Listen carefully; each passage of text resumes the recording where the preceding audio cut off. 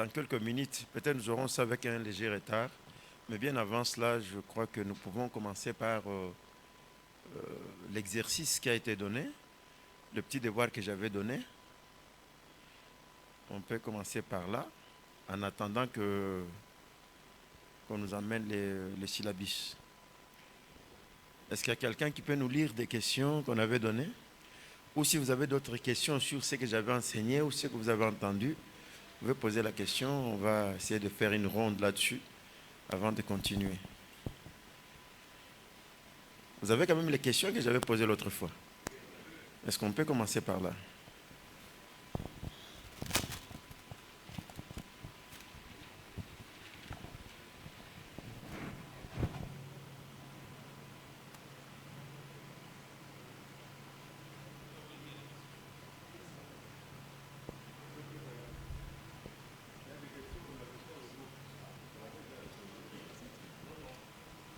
Oui, nous pouvons lire les questions. La première question, elle était sur la définition. Quelle différence faites-vous entre l'herméneutique biblique et l'herméneutique dans son sens scientifique plus large? Est-ce que c'est ça? Oui. Ça, c'est le premier exercice. Je pose les questions que j'avais demandées sur les différentes définitions, pas eschatologiques, mais de la parousie, peut-être. C'est ça ce que j'avais demandé. Le problème est que lorsque le cours va venir, vous allez lire. L'eschatologie en soi, c'est un regroupement. Même la parousie, elle est dans l'eschatologie. Donc il faudra que les gens comprennent, parce que nous formons des gens ici, d'une manière générale, parce que nous parlons de la théologie, nous pouvons même faire recours aux apocryphes. Pourquoi? Parce que même faire recours au Coran, vous allez dire, mais comment nous ne sommes pas des musulmans? Oui, parce que lorsque nous voulons étudier quelque chose, nous devons voir qu'est-ce que les opposants de l'idée disent aussi. Il faut les connaître. Il faut connaître qu'est-ce qu'ils avancent comme leur argument. Parce qu'avant de détruire quelqu'un, il faut connaître ce qu'il veut dire. Voilà pourquoi, lorsque nous aurons, si on avait tout le temps, on pouvait avoir même un cours sur l'islam, un cours sur les apocryphes. Moi, je voulais enseigner les apocryphes. C'est quoi? Pourquoi? Et pourtant, nous sommes dans l'herméneutique. Pourquoi on doit étudier encore l'eschatologie? Nous, on n'étudie pas l'eschatologie. On voit l'eschatologie dans son sens de l'interprétation. Est-ce qu'on comprend là-bas? Donc, nous voyons l'eschatologie. Pourquoi ça crée problème? Parce que l'eschatologie est très mal interprétée, très mal conçue. C'est comme dans n'importe quelle interprétation. J'avais suivi l'autre fois une question que vous aviez posée ici concernant la circoncision, les circoncisions, la base doctrinale des Juifs. Ça doit être en Romains, chapitre, je pense, 3, verset 7. Si on commence par là, on va revenir sur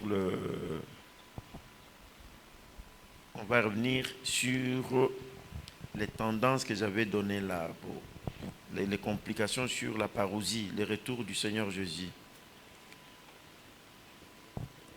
Quelqu'un peut prendre sa Bible et nous lire ce que je viens de dire là. Romains chapitre 3, verset 7, je lis. Et si... Messieurs, moi j'aurai besoin de vous après, hein? Ne partez pas avant. Et si par mon mensonge, la vérité de Dieu éclate davantage pour sa gloire, pourquoi suis-je moi-même encore jugé comme pécheur? Voilà. Je voudrais que quelqu'un m'explique ça. Que quelqu'un m'interprète, donc qu'il me dise, il va l'interpréter dans quelle école, et qu'est-ce qu'il entend par là, et quels sont les éléments de base qui vont l'aider à interpréter. Et si par mon mensonge, la vérité de Dieu éclate davantage. pour sa gloire.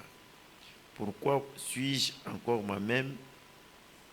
moi-même encore jugé comme pécheur? Qu'est-ce que vous entendez par là?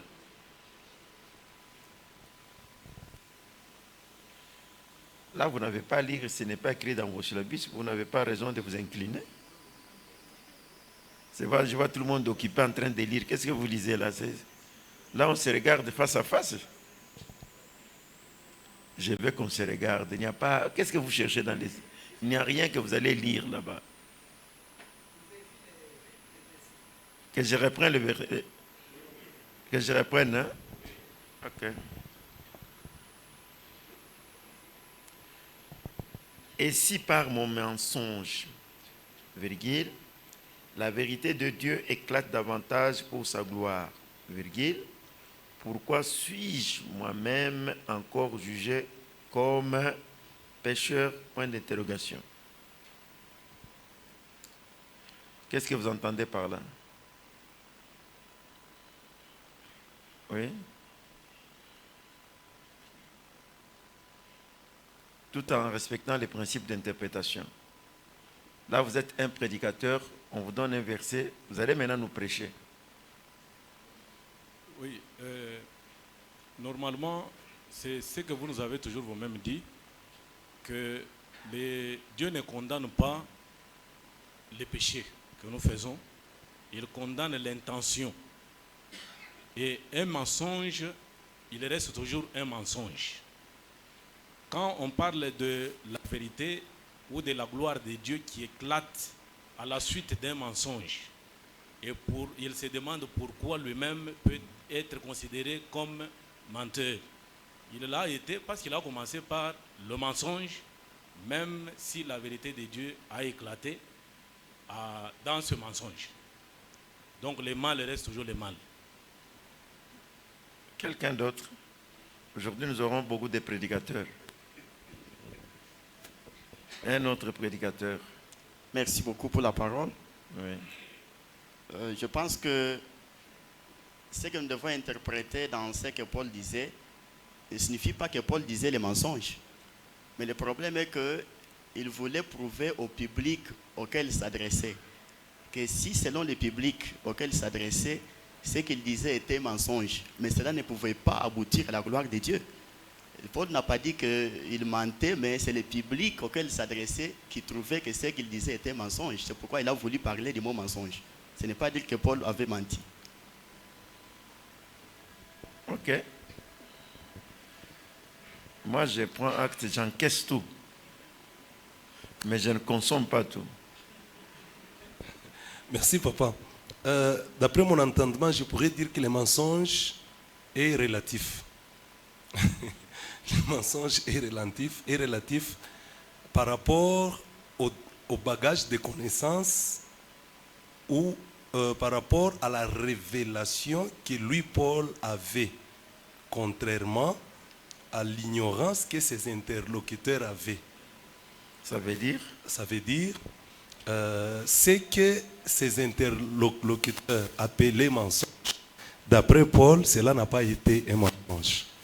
Donc vous abondez dans le même sens avec celui-là? Oui. Quelqu'un d'autre?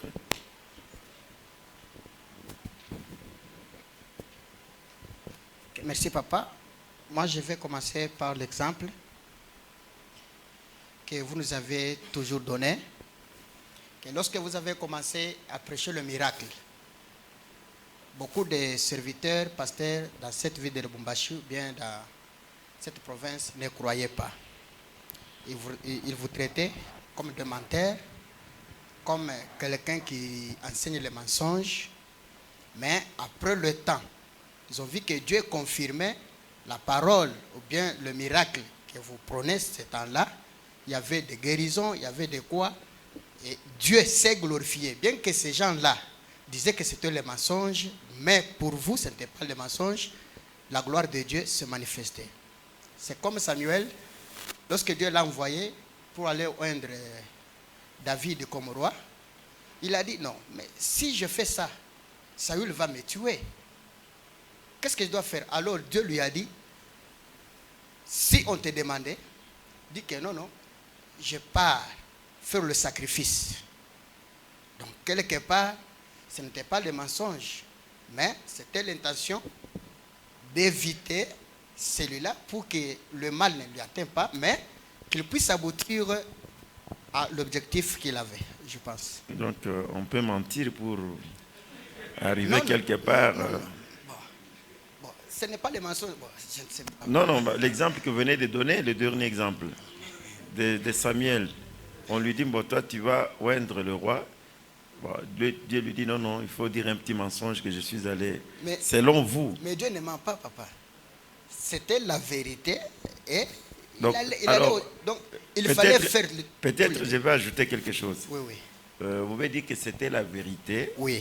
Ça veut dire que dans ce même voyage, selon les commentateurs, il devait aussi offrir, c'est-à-dire donner les sacrifices. Oui. Ça aussi, c'était vrai. Oui, c'était vrai. Il n'y avait pas les mensonges là-bas. Sauf qu'il n'a pas dit la vraie raison.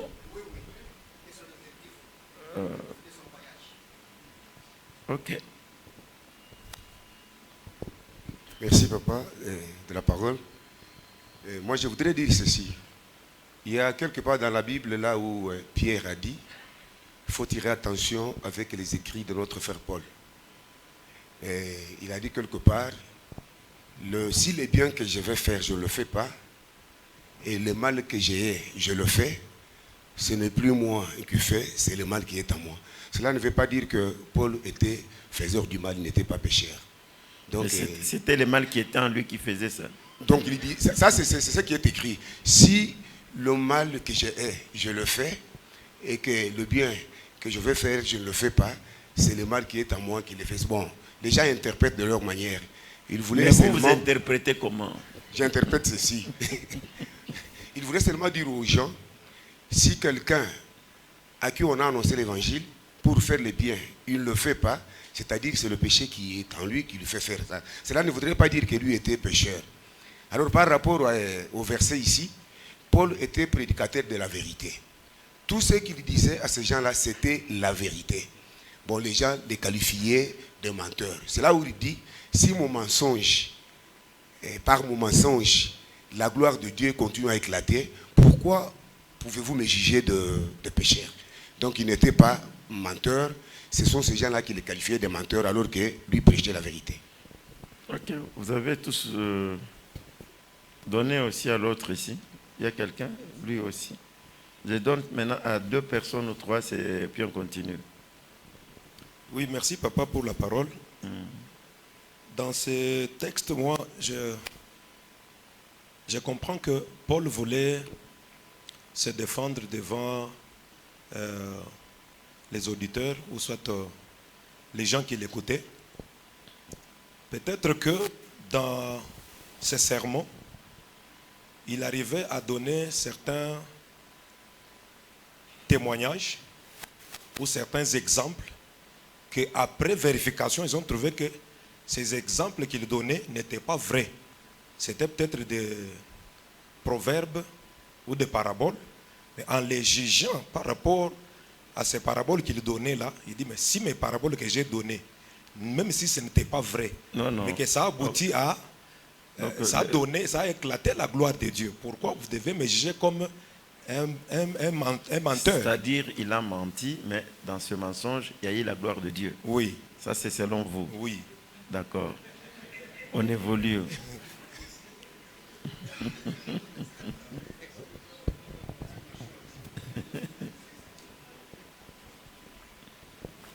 Merci, papa, pour la parole. Oui. Personnellement, moi, si je comprends, Paul répondait à une préoccupation peut-être de l'Assemblée, puisqu'il commence avec « si ». Donc, c'est conditionnel. Quand il enseignait, si c'est l'Assemblée, les traitait d'un menteur. Comme il les traitait d'un menteur, alors il dit « si je suis menteur ». C'est comme on dit, si ce que je vous dis, ce n'est pas la vérité. Mais voyez quand même les œuvres, comme Jésus a dit. Donc, si je vous mens, donc, voyez ce que je fais. Ça produit les résultats. il y a quand même les résultats. Vous prenez seulement ces résultats-là. Je pense que c'est ce qu'il voulait dire. Il répondait à une préoccupation. Bon, selon moi, tout ce que vous venez de dire, il n'y a que deux versions qui sont presque pas en parallèle comme tellement, deux manières de répondre. Il y a ceux qui pensent que Paul, dans ce qu'il disait, il y avait un peu d'exagération, des mensonges, mais qui donnait la gloire au Seigneur. Il y a ceux qui disent que non, disons 90% qui disent que non, il n'a pas menti, il a parlé comme le coordonnateur l'a dit ici, que Pierre avait dit qu'attention avec les écrits de Paul. Moi, je voudrais, si je peux donner 2 points à chacun d'entre nous, je donnerai, même ceux qui ont bien répondu, je vous donnerai seulement 5 sur 10, pas plus. Pourquoi? Parce que vous ne m'avez pas convaincu, vous ne m'avez pas. Je vous ai demandé de me montrer votre style, comment vous parvenez à interpréter. Qu'est-ce qui est votre soubassement? Qu'est-ce qui vous amène à dire ce que vous venez de dire? Vous l'avez trouvé où? C'est comme si vous avez volé ça, vous avez triché. Bon, vous ne m'avez pas dit que j'ai utilisé telle leçon, telle école pour aboutir à ce que je dis. Or, vous avez toutes les possibilités. Par exemple, nous avions dit que nous sommes dans notre interprétation, c'est l'interprétation surnaturelle-littérale. Dans les surnaturelles-littérales, la dernière partie, nous avons dit on doit contrôler et les verbes, et la phrase, et les mots, et les contextes. Alors, si nous prenons le contexte, ça ne va pas nous demander de lire seulement ce verset. On peut aller sans tenir compte du chapitre. On doit voir les problèmes commencent à quel niveau. Alors, si nous prenons la Bible, nous allons commencer, parce que je vous avais dit que le problème des regroupements des chapitres, même le pasteur Toumboué a expliqué aussi ces jours-là, je l'avais suivi. Le petit sujet, tout ça, tout ce qu'on met les en tête, ça, ce sont les écrivains qui mettent. Ils essaient de regrouper selon leurs pensées. Mais la pensée ici remonte, selon moi, si vous voyez le chapitre 2, là on parle de païens, n'est-ce pas? Oui. Toujours au chapitre 2, on parle, à partir du verset 17, on parle des Juifs. Les Juifs, oui. Donc lui répondait aux Juifs. Si vous voulez comprendre, vous allez commencer par là. Qu'est-ce qu'il dit? Toi qui t'es dit, toi qui te donne les noms des Juifs, qui te repose sur la loi, qui te glorifie de Dieu, qui connaît sa volonté, qui apprécie la différence des choses étant instruit par la loi. Toi qui te flattes d'être le conducteur des aveugles, la lumière de ceux qui sont dans les ténèbres, les docteurs des insensés, les maîtres des ignorants, parce que tu as dans la loi la règle de la science et de la vérité. Toi donc qui enseignes les autres, tu ne t'enseignes pas toi-même. Toi qui pêches, toi qui prêches de ne pas dérober, tu dérobes. Toi qui dis de ne pas commettre l'adultère, tu commets l'adultère. Toi qui as en abomination les idoles, mais tu commets des sacrilèges. Toi qui t'es fait une gloire de la loi, tu déshonores Dieu par la transgression de la loi. Car le nom de Dieu est à cause de vous blasphémé parmi les païens, comme cela est écrit. Donc vous êtes en train de comprendre qu'il commence par réagir à une attaque. Je ne sais pas si vous me suivez très bien. On l'attaque, il dit, mais toi qui fais ça, toi tu te dis pour ceci, toi. Donc il se défend. En se défendant, derrière là, il va donner pourquoi il se défend. Le problème qui était ici, c'est le problème de la circoncision et l'incirconcision, qui était pour les autres une loi. Il fallait que les païens soient aussi circoncis. Parce que Paul, il est l'enseignant de païens. Lui, il défendait, il dit, mais ce n'est pas, ça n'a aucune valeur. Parce que ces gens-là, vous allez voir dans d'autres versets, il dit non, pourquoi leur donner toute cette charge-là? Il faut leur dire, ils ont cru au Seigneur, ainsi de suite. Alors, les autres l'ont traité d'un menteur. C'est ce que vous avez conclu, vous avez bien répondu, mais vous ne m'avez pas montré, vous avez trouvé ça où? Vous avez répondu par expérience. Mais techniquement, scientifiquement, vous ne pouvez pas me convaincre.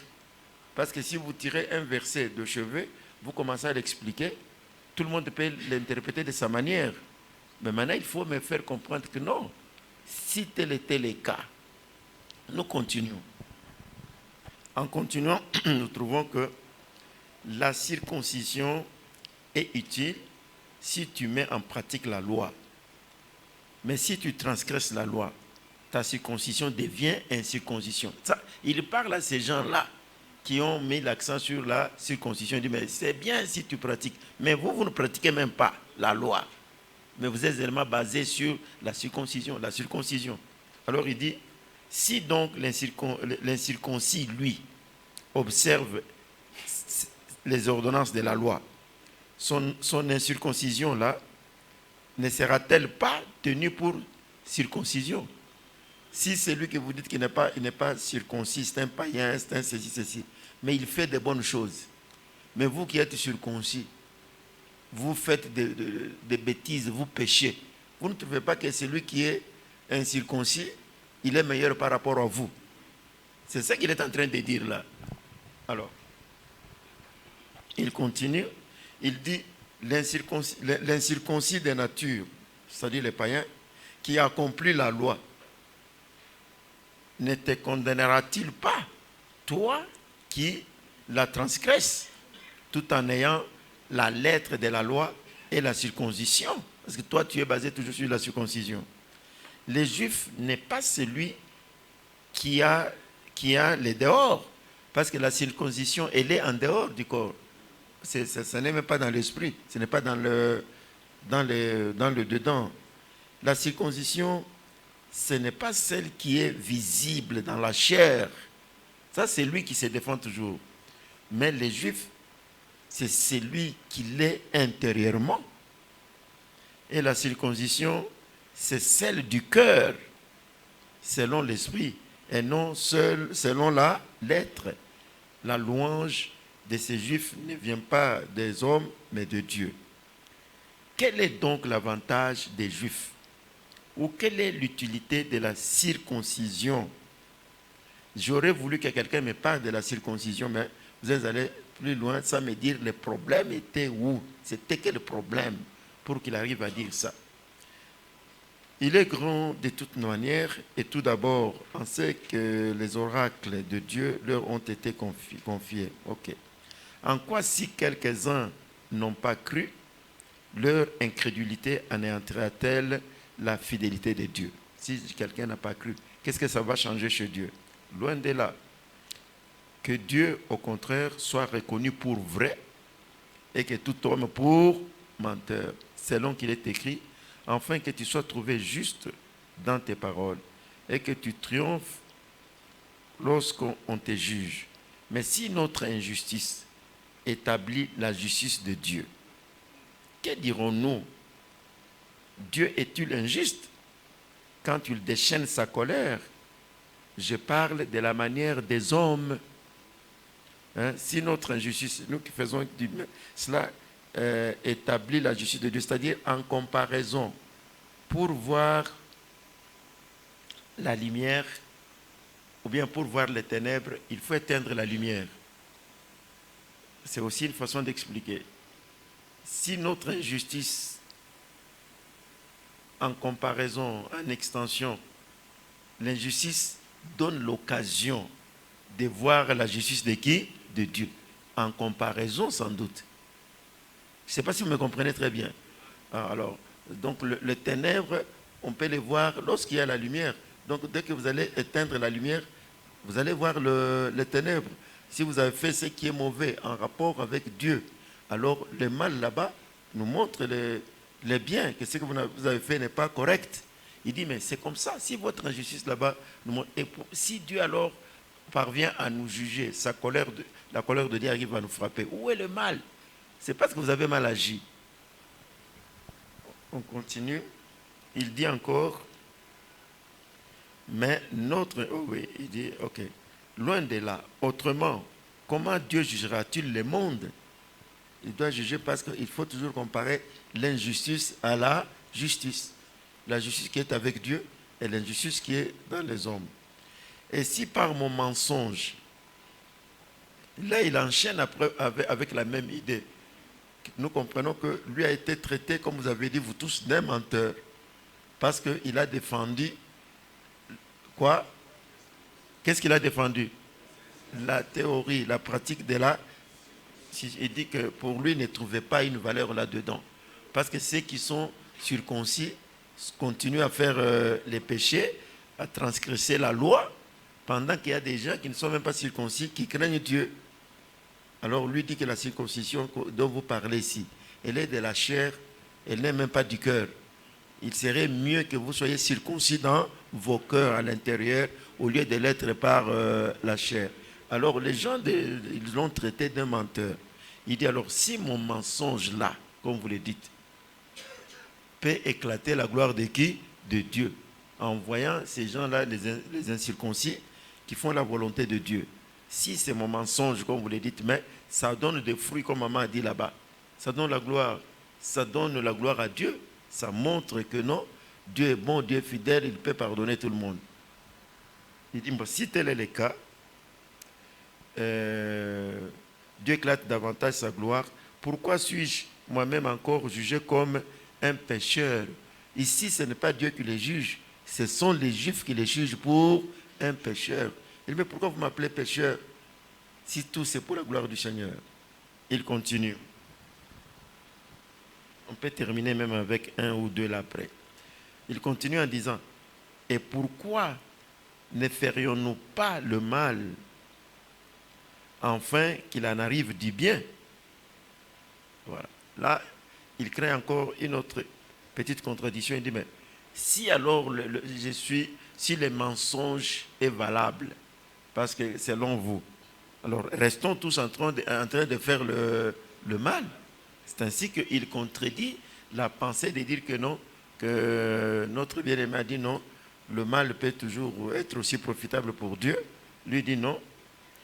Et pourquoi ne ferions-nous pas le mal afin qu'il en arrive du bien? Donc il ne faut pas lire un seul verset, il faut aussi continuer. Là, il défend, il détruit le principe de dire que le mal peut être profitable à Dieu. Il dit, et pourquoi ne ferions-nous pas alors le mal afin qu'il en arrive du bien? Comme quelques-uns qui nous calomnient. Ah, il a été calomnié. Vous comprenez, n'est-ce pas?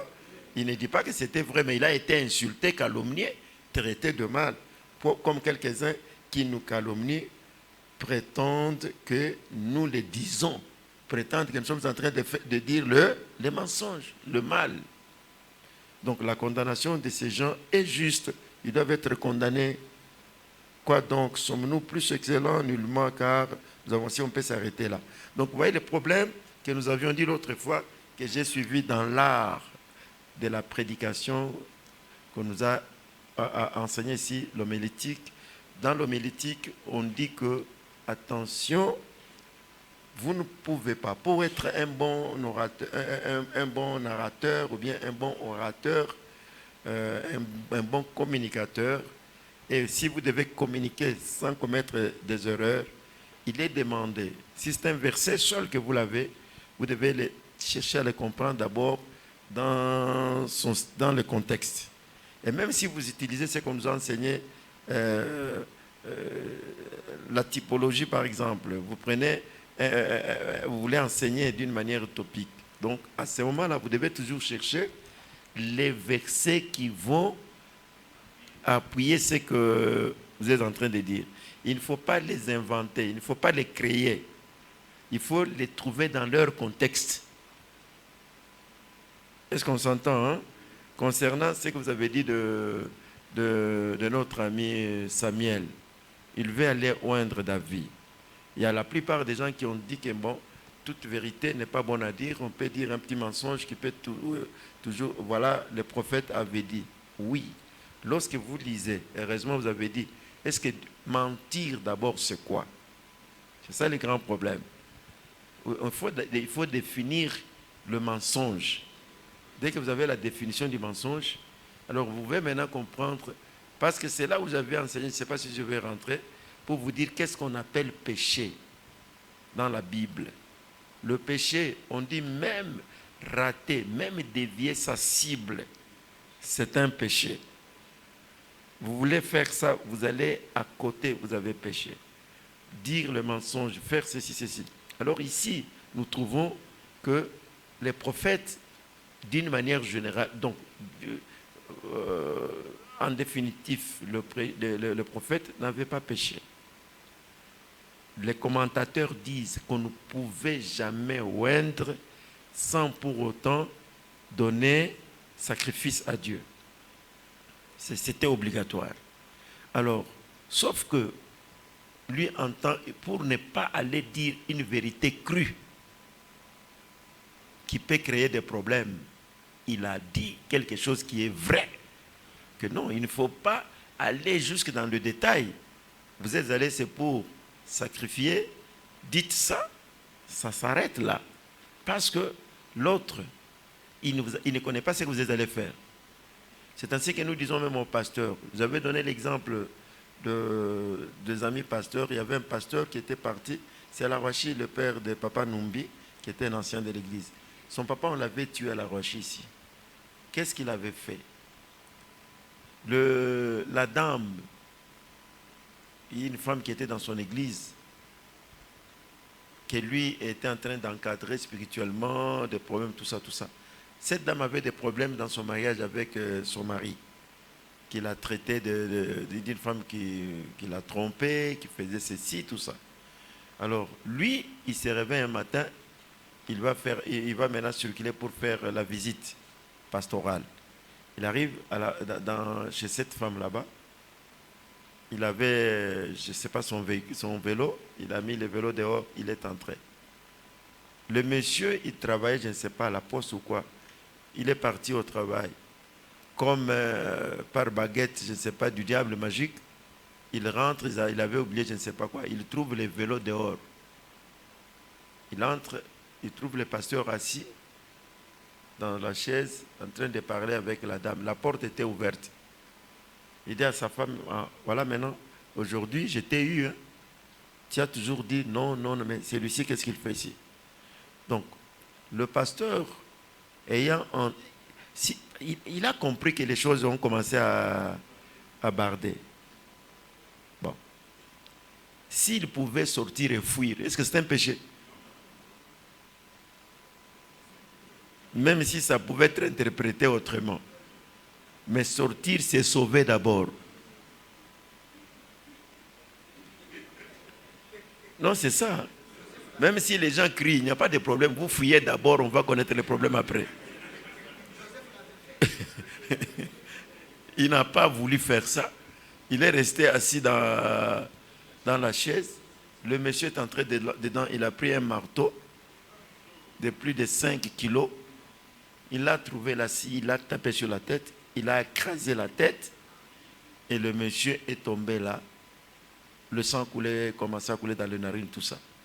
Il a fait un effort, il a transporté, il est allé les mettre sur le lit. Et le sang sur le lit, tout ça. Et il est parti à la police. Je viens de trouver quelqu'un chez moi en flagrant délit avec ma femme, et tout ça, tout ça, tout ça. Les autres sont venus, certainement ce sont les spécialistes des enquêtes. Et la femme a dit non, c'est faux ce qu'il dit. Comment le sang doit être sur le lit et sur la chaise? C'est lui qui l'a transporté, qui est allé le mettre là-bas. C'est juste un homme de Dieu, ainsi de suite. On a arrêté le monsieur, tout ça. Il a fait, je ne sais pas, 3 mois, tout ça. Mais comme le mort est déjà mort, comment est-ce qu'on pouvait les confronter? C'était difficile. Après 2, 3 mois, 4 mois, on l'a libéré. Donc, nous pouvons dire aux hommes de Dieu, quand vous faites votre visite, soyez toujours prudents. Donc, je pense que c'est de la même manière que Dieu a dit à Samuel. C'est la prudence. Il y a des choses que vous ne pouvez pas faire, même si vous avez raison. Même si c'est Dieu qui vous envoie. Est-ce que l'homme de Dieu, là où il était parti, est-ce que c'est un péché? Non. Il est allé visiter les brebis. Il a fait l'œuvre de Dieu. Mais s'il avait vu ce monsieur-là entrer avec la colère et qu'il lui est sorti, il a pris fuite. Les gens l'ont toujours mal interprété, mais Dieu qui connaît la vérité, c'est qu'il s'est sauvé. Hein? Vous comprenez, n'est-ce pas? Alors maintenant, lui n'a pas fait ça. Donc Samuel, lui, ne pouvait pas aller dire que non, non, je suis venu pour oindre David. Non, mais il n'a pas menti parce qu'il y avait les sacrifices qu'il fallait donner. Donc il a fait ça et en plus, il a fait ce qu'il devait faire.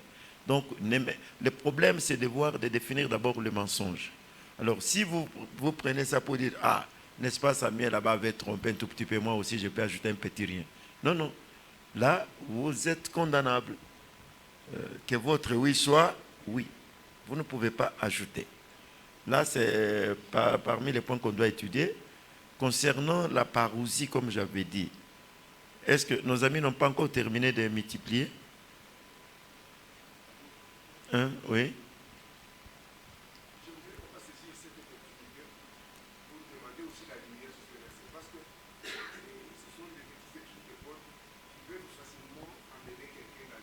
Allez-y.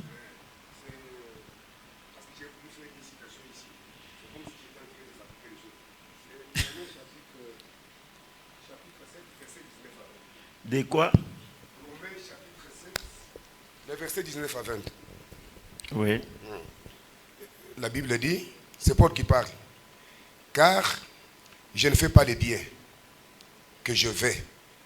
Je fais le mal que je ne veux pas. Et si je fais ce que je ne veux pas, ce n'est plus moi qui le fais, c'est le péché qui habite en moi. Est-ce que Paul était pécheur? C'est ça ma question. Ah, comme nous enseignons le surnaturel et que nous disons que notre interprétation est surnaturelle, vous devez faire recours à nos enseignements. Nous avons déjà enseigné sur le péché. Nous avons dit, il y a combien de sortes de péchés? Péché par imputation. Et ça, je n'ai pas enseigné dans les cours. Hein? C'est à l'église. Hein? Et pendant la période de confinement, les péchés originels, est-ce que ça existe? Les péchés par imputation ou les péchés hérités, ce sont ces choses-là que vous devez comprendre, la nature pécheresse pour nous. C'est ainsi que lorsque nous allons étudier, vous allez trouver que nous sommes en train de comparer toujours les enseignements. Qu'est-ce que nous, qui sommes protestants, nous disons, ou plus tard nous allons dire nous surnaturalistes, qu'est-ce que nous disons? Je vois que tout le monde est un peu distrait avec ça. Comme vous distribuez d'abord, hein? Ok. Non, non, je suis en train de voir, non? C'est moi l'enseignant. Je vois que 90% sont occupés à voir leur syllabus.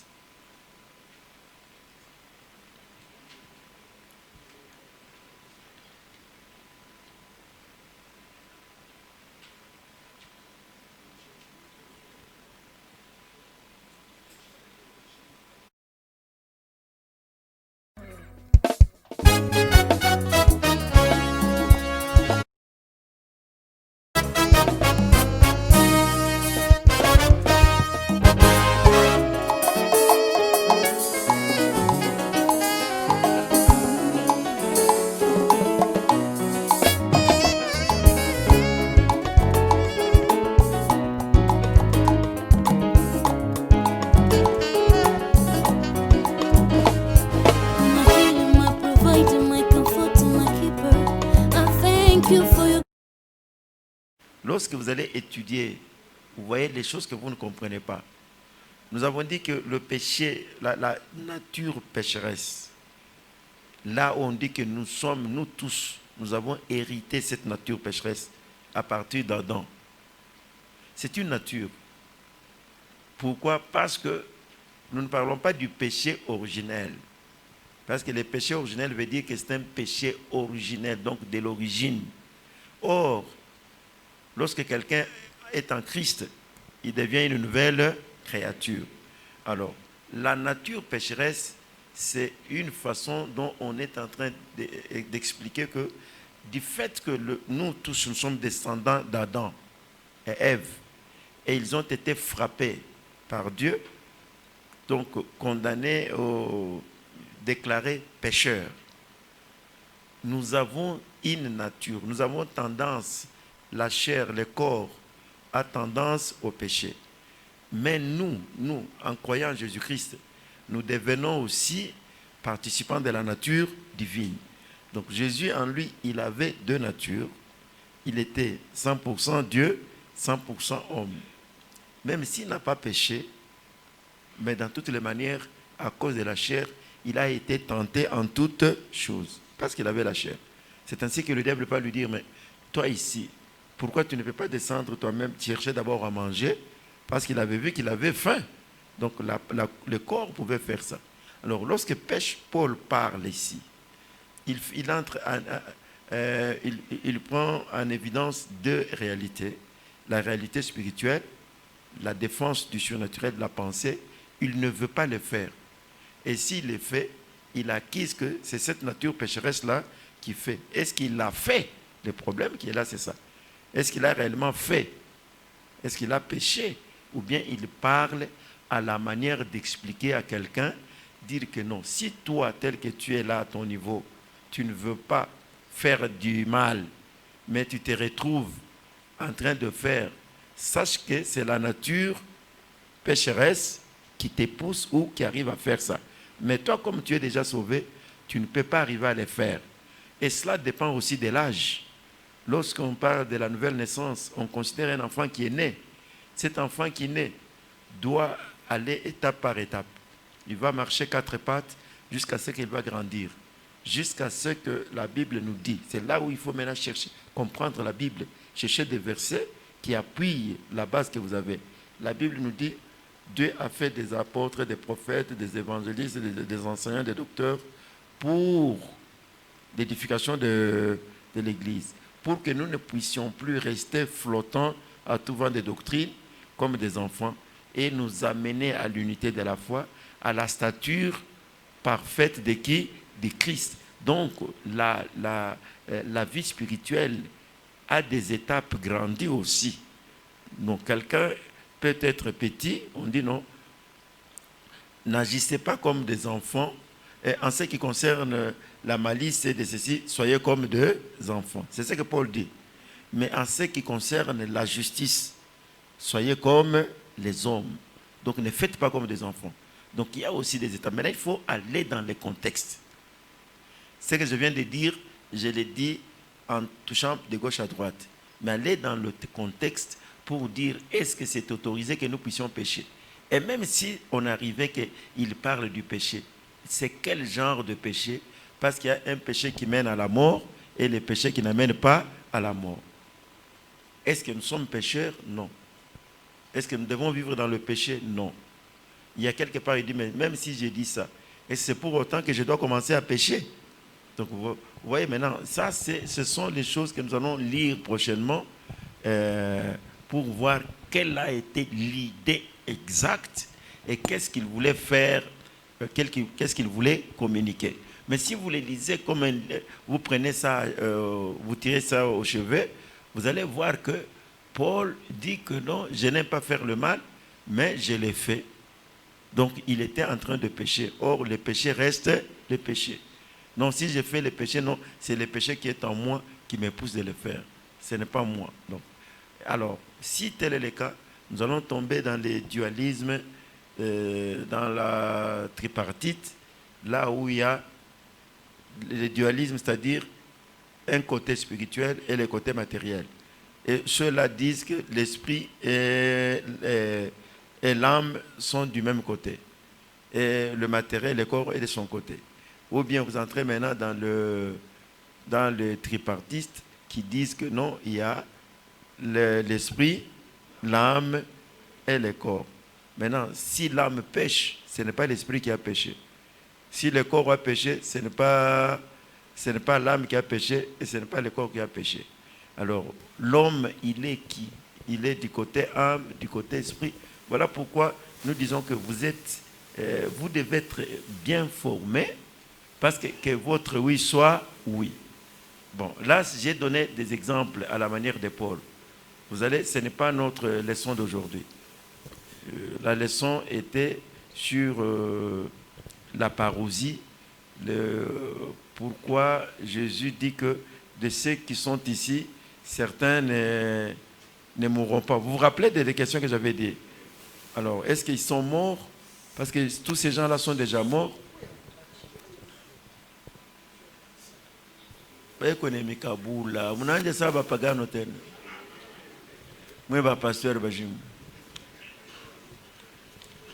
vais vous donner la parole, sinon nous allons perdre tout le temps. Alors, vous voyez, avec ça, nous devons, lorsque nous voulons interpréter, monsieur,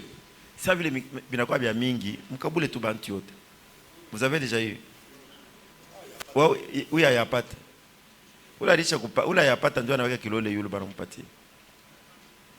Kama wa kudistribuer, il est à côté là, vous levez votre main en l'air ou bien un doigt, on vous donne.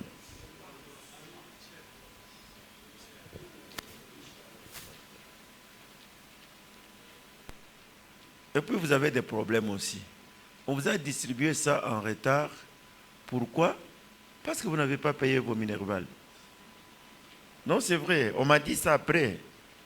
J'ai dit la vérité. Moi, j'ai pensé, j'ai demandé s'il y avait j'avais déjà donné la leçon. On m'a dit on n'a pas imprimé parce qu'on n'a pas de l'encre. C'est ce qu'on m'a dit. J'ai dit pourquoi? Non, les gens n'ont pas payé leur minerval. Voilà. Et j'ai été obligé maintenant de chercher autrement comment on peut avoir de l'encre. Donc si vous aviez payé, vous ne serez pas en retard. Parce que moi, les cours étaient là. Le problème, c'est parce que vous ne voulez pas payer. Vous voulez apprendre gratuitement, la gratuité divine. Or, elle n'existe pas. Bon. Alors, c'est ça. Je disais que la parousie, les retours du Seigneur Jésus-Christ, c'était ça mon problème. Les autres, on a pris de gauche à droite. Est-ce que ce retour est imminent? Et c'est là où j'avais donné quelques exemples, quelques versets. Un verset qui dit, par exemple, Jésus lui-même dit que non, de tous ceux qui sont ici, il y a certains qui ne mourront pas avant de voir quoi? Hein? Donc vous n'aviez même pas lu. Mungu wangu.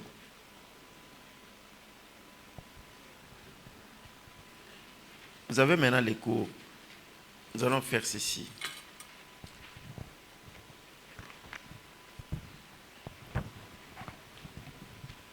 Nous allons étudier l'eschatologie. Vous avez déjà votre syllabus, n'est-ce pas? L'eschatologie chrétienne est une composante qui étudie les croyances religieuses concernant le fin dernière. Apparu au XIXe siècle dans la langue théologique et universitaire, le terme eschatologie désigne ce qui traite des choses dernières. D'abord la mort, puis par extension les événements derniers et tout ce qui les concerne, notamment la fin du monde. Étymologiquement, les mots eschatologie en grec, eschatos, dernier, logia, comme on a toujours dit, comme la théologie, eschatologie. Nous disons, la bonne définition, ce n'est pas la science, c'est le discours. N'est-ce pas?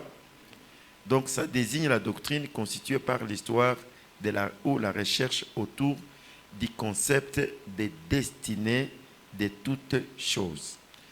Alors, les grandes pensées eschatologiques chrétiennes, c'est là où j'avais parlé de la parousie, du retour du Seigneur, de ceci, même de ce qu'on peut maintenant examiner ou étudier. Nous allons ici choisir quelques points, là où nous devons chercher à interpréter fidèlement selon les leçons que nous avons eues dernièrement. Dans l'eschatologie, vous trouverez les gens qui enseignent la vie après la mort. C'est toujours l'eschatologie.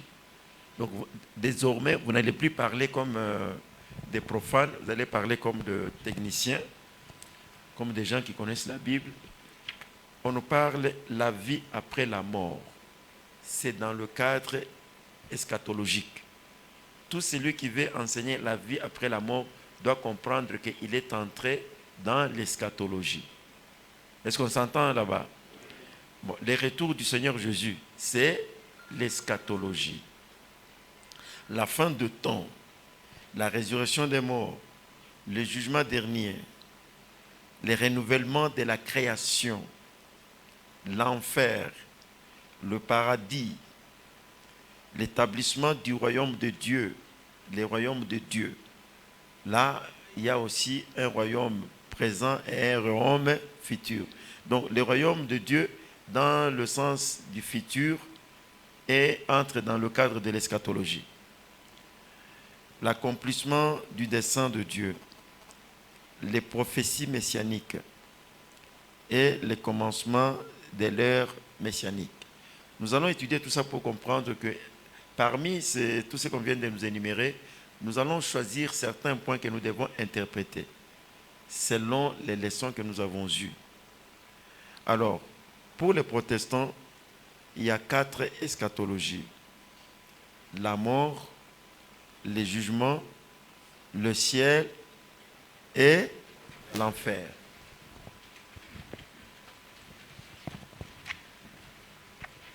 Et pour les catholiques, il y a 4 eschatologies plus une 5e qu'eux appellent le purgatoire.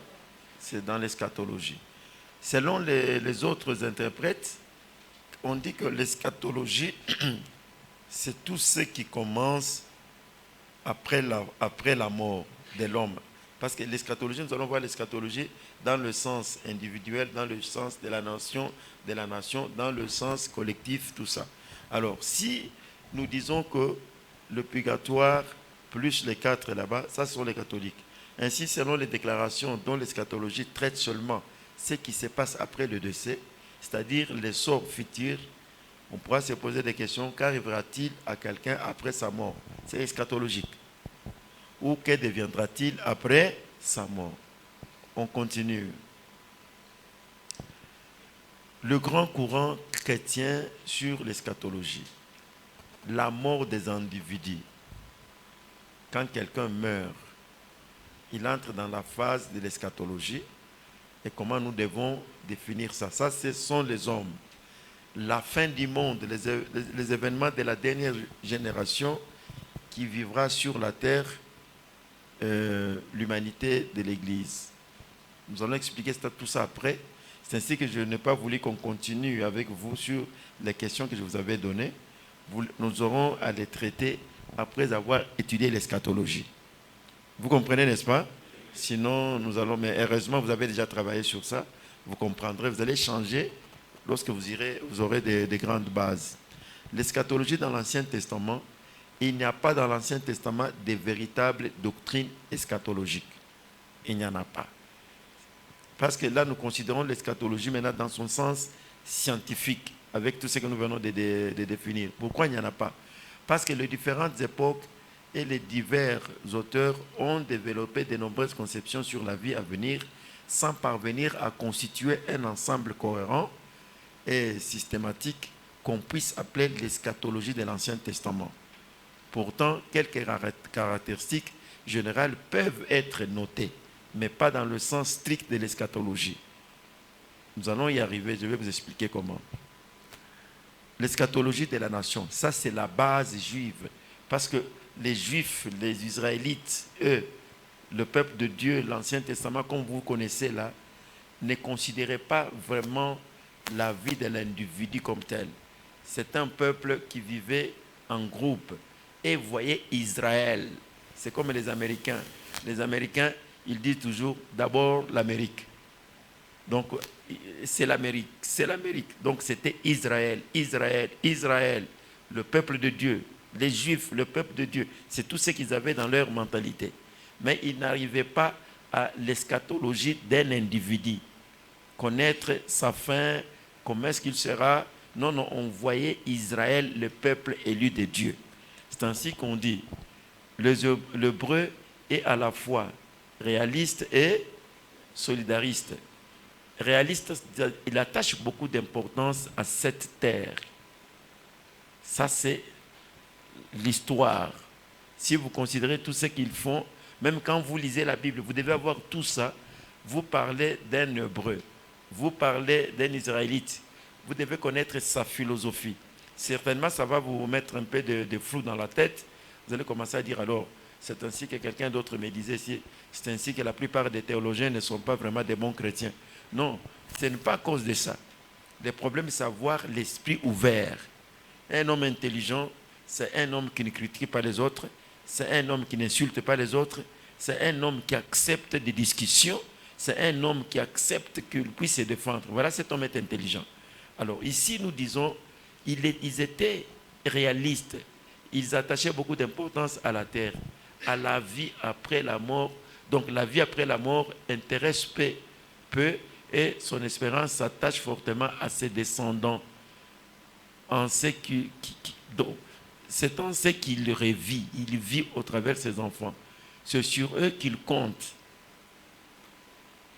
Vous allez comprendre maintenant pourquoi on dit Dieu d'Abraham, Dieu de ceci, Dieu de cela, Dieu d'Isaac. Donc, c'était leur langage. C'était leur façon de voir les choses. On voit le Père, on voit les fils dans le Père. Et c'était de cette façon-là. C'est-à-dire, tu n'es pas mort parce que tu vis au travers ton fils. Est-ce qu'on s'entend très bien? Et c'est de là où même la doctrine qui était sortie, que les autres, que Ézéchiel et même les autres ont essayé de faire comprendre que ce n'était pas comme ça. Ils sont arrivés, ils sont allés même plus loin, de commencer à voir les péchés du Père sur les fils. Vous comprenez, n'est-ce pas? Alors maintenant, vous, en tant que théologien, vous n'allez pas interpréter la Bible comme tout le monde. Et surtout, vous êtes surnaturaliste. Donc, un théologien surnaturaliste, il est au-dessus de la théologie ordinaire. Parce que vous puisez parce que toutes les complications, tout ce que nous avons comme difficulté, tout ce que nous avons comme quand les gens sont dans la prolifération, la différence, multiplication des théologies, c'est parce que là où quelqu'un n'a pas trouvé la solution, et il va lui-même fabriquer quelque chose. Et l'autre va fabriquer de sa manière. Donc la théologie devient maintenant multiple. Et celui qui a étudié dans telle école croit avoir raison. L'autre qui a étudié dans telle école dit non, c'est moi c'est nous qui avons raison. Mais les surnaturalistes sont au-dessus de tous ces problèmes-là. Vous êtes au-dessus de la mêlée. Nous acceptons tout ce qu'ils disent, mais nous ne consommons pas tout. Est-ce qu'on s'entend très bien? On peut dire que Dieu d'Abraham, Dieu de ceci, Dieu d'Isaac. C'est vrai, il y a une réalité dedans. Mais quelque part, il y a aussi, on doit comprendre, oui, ce n'est pas parce qu'Isaac avait fait ça que son fils doit faire. Alors vous allez trouver les gens qui vont commencer à inventer. Vous voyez, Abraham, il avait menti, il avait fait ceci sur sa femme, et voilà encore Isaac, il l'a fait encore. Il peut y avoir des coïncidences. Pardon? La stérilité. Alors, donc toutes ces choses-là, ce sont des gens qui inventent à cause de la philosophie, ils n'ont pas compris que l'hébreu, lui, voyait la continuité, la vie du Père dans le Fils. C'est comme ça que lui pensait. Alors maintenant, on peut vivre ça. Mais lorsque Jésus vient, il nous dit non, vous devenez une nouvelle créature lorsque vous croyez. Donc, vous êtes responsable de votre propre vie. C'est là où j'ai dit que dans le surnaturel, votre pensée communique avec... C'est comme, même s'il y a des médecins ici. Vous voyez, par exemple, je souffre d'une maladie. Qu'est-ce que je peux dire quoi? Bon, prenons la maladie du sucre, qu'on appelle généralement diabète ou quoi, n'est-ce pas? Hein? Si vous avez cette maladie-là, à un moment donné, si vous n'avez pas mangé, le corps ne va pas cesser de fonctionner. Le corps va fonctionner. Comme il a besoin du sucre, il va puiser dans les réserves que vous avez. Je ne sais pas si vous le savez. Oui. Ce qui peut vous créer un problème. Donc, le corps, lui, doit fonctionner jusqu'à ce qu'il va épuiser. C'est comme vous êtes en jeûne. Vous n'êtes pas en jeûne, c'est vous qui êtes en jeûne. Mais le corps fonctionne comme il a toujours fonctionné. C'est ainsi que vous allez voir quelqu'un va maigrir. Pourquoi? Parce que le fonctionnement reste comme ça. On prend la graisse là-bas, c'est pour que les autres fonctionnent. Alors vous allez commencer à fondre. Donc, si dans votre tête, vous avez créé la richesse, est ici. Si vous n'êtes pas riche, cette base que vous avez implantée dans la tête va se débrouiller pour trouver la richesse. C'est ainsi que vous allez dégager les ondes qui iront partout jusqu'à compléter ce qui est dedans. Bon, si vous laissez la maladie dans votre tête, vous dites je suis malade, ou bien vous refusez que je n'ai pas cette maladie, c'est la même chose. Cette maladie, elle ne peut jamais s'imposer parce qu'elle n'a pas un soubassement dans votre tête. Vous pouvez être malade physiquement, on voit qu'il est malade, mais ce n'est pas une maladie qui sera éternelle. Parce qu'à un moment donné, elle va fanir. Elle n'est pas alimentée par la pensée. Je ne sais pas si je me fais comprendre. Alors c'est ça le surnaturel. Donc ici, lorsqu'on nous dit, revenez sur ce qu'on lisait, ils voyaient la descendance. Donc si vous avez cette croyance en vous, les moments de la prière, donc l'homme il est condamné, par tes paroles tu seras condamné, par tes paroles tu seras justifié. Or les paroles viennent d'où? De l'intérieur. C'est du fond du cœur que la bouche parle, de la croyance que tu as. Si tu crois que les péchés des parents sont sur toi, oui, tu es pécheur. Tu l'as accepté. Si tu dis non, c'est non. Est-ce qu'on s'entend bien? Alors maintenant, nous ne devons pas condamner parce que nous avons affaire à l'interprétation surnaturelle, littérale. L'eschatologie, nous prenons ça comme un modèle d'interprétation. Je ne sais pas si je me fais comprendre. Je ne donne pas les cours de l'eschatologie. Je donne le cours de l'herméneutique. Oui. Ah, combien vous couchez? Oui, c'est un exemple. Nous avons tiré l'eschatologie pour l'interprétation. Oui. Donc nous allons interpréter l'eschatologie selon nous. Mais tout d'abord, nous vous présentons comment les autres interprètent. Est-ce qu'on s'entend maintenant? Alors, maintenant, comme nous pouvons prendre aussi les apocryphes, comme nous pouvons prendre, même ici, même dans ce que nous avons énuméré là, les retours du Seigneur Jésus, nous n'allons pas prendre ça comme un cours. Non, si c'est un cours, nous allons l'apprendre peut-être dans la théologie. Mais ici, ce sont des enseignements modèles que nous devons pénétrer pour comprendre. C'est ainsi que je dis que voilà. Maintenant, vous voulez interpréter l'histoire eschatologique dans la Bible. Vous êtes dans l'Ancien Testament. Vous devez comprendre que si c'est un Hébreu, qu'est-ce qui était dans sa tête? Comment est-ce que lui voyait les choses? Parce que Dieu parle à un peuple sans pour autant enlever la culture. N'est-ce pas? Il parle. S'il me parle moi, je vous ai dit qu'il me parle dans la langue du ciel. Il ne va pas me parler en swahili. Oui. Parfois, il y a ceux qui disent qu'ils ont entendu la voix audible. Vous avez déjà entendu parler de ça? C'est-à-dire, il y a eu une interprétation pour lui. Mais lorsque Dieu parle, il parle avec l'esprit. C'est difficile de vous expliquer ça. C'est comme quand je vois ça. Vous me posez la question, c'est quoi ça? Je réponds, c'est une lampe, n'est-ce pas? C'est quoi ça? C'est une chaise. Bon, c'est tellement automatique que ce que je viens de dire, ça vient de la tête, ça a été interprété. Les yeux ont vu, ils ont renvoyé dans les cerveaux, et le cerveau a donné l'interprétation selon la connaissance qui a été dans sa tête. C'est tellement automatique. C'est une chaise. Bon, ce n'est pas... On a eu à dire, ce n'est pas parce que vous avez vu. vous avez vu, ce ne sont pas les yeux qui ont interprété, c'est la pensée qui a interprété. Alors maintenant, lorsque Dieu me parle, moi, il ne va pas me parler dans une langue. Il peut nous donner le même message, mais celui qui parle anglais va entendre ce message en anglais. Or, ce n'est pas en anglais. Il a parlé avec son esprit. C'est lui qui a interprété dans la langue qu'il connaît.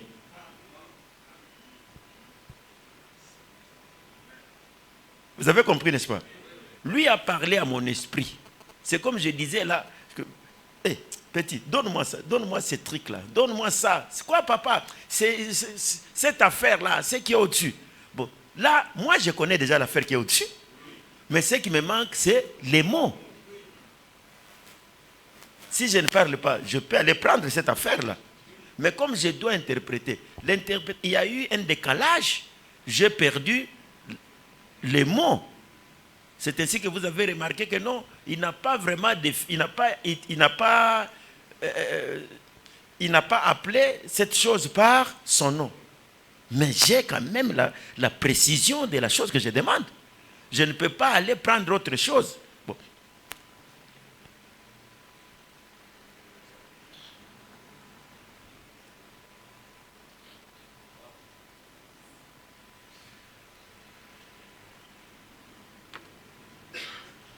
J'envoie un enfant, mon esprit connaît ce que je cherche. C'est vrai ou c'est faux? Parmi les trois là. Mais j'envoie un enfant. Petit, donne-moi ces trucs-là. Lui, voilà. Quoi ça, papa? Les trucs qui est là. C'est quoi? Toi. Mais donne-moi ça. Lui, il commence à toucher de gauche. Toi, tu es fou. C'est ce que je voulais, non? Est-ce que je me suis trompé? Non, moi je suis allé prendre, parce qu'il y a une précision entre mon esprit et la chose. Mais le décalage est entre la langue.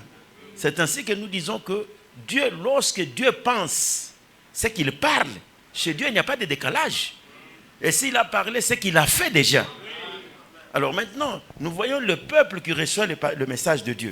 C'est un peuple juif qui, pour lui, dans sa nature, nous n'avons pas dit que nous sommes des juifs. Ça, oubliez un peu. C'est ce qu'on vient de nous dire avec Paul et les autres. Nous sommes des chrétiens. Nous sommes, on les appelait des gentils. Nous avons une autre culture. Mais dans la culture juive, il y a ce qu'on dit la pensée de Dieu exacte.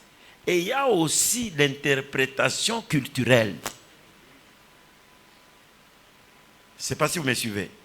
Il y a eu des choses que Dieu a parlé seulement au peuple juif, ça ne peut pas nous concerner. C'est comme la circoncision.